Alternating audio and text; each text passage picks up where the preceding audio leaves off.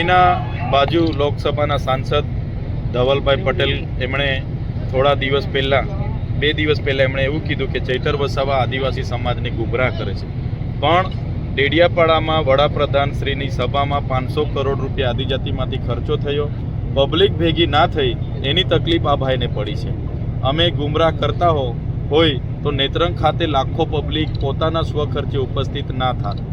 બીજું કે એ બધા પાર્ટીના બોલતા પોપટ છે, એમને ના બોલે તો પાર્ટી બીજી વખત ટિકિટ આપે એવું નથી, અને એ લોકો કૃપા ગુણથી સાંસદ બન્યા છે.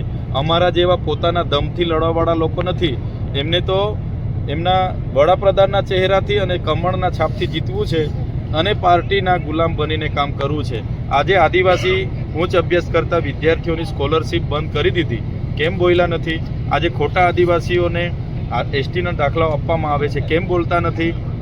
આજે અનુસૂચિ 5 30 વર્ષનું એમનું શાસન છે, અનુસૂચિ 5 લાગુ નથી, પૈસા 1 લાગુ નથી, વન અધિકાર અધિનિયમ 2006 અંતર્ગત જે દાવા કર્યા છે એ પેન્ડિંગ છે, એમની સરકાર આપતી નથી. ટ્રાઇબલનું બજેટ એ વલસાડ હોય, ડાંગ હોય, તમામ જિલ્લાનું બજેટ બહારની NGO કોન્ટ્રાક્ટરો એમની એજન્સીઓ હજમ કરી જાય છે, અને આજે મનરેગામાં એટલા બધા કૌભાંડો થાય છે, કેમ બોલતા નથી? એટલે આ તો માત્ર ને માત્ર રાજનીતિ કરવા માટેના વ્યક્તિઓ છે. જનતા એમને ઓળખી ગઈ છે, એટલે હવે એમનું કંઈ ચાલવાનું નથી.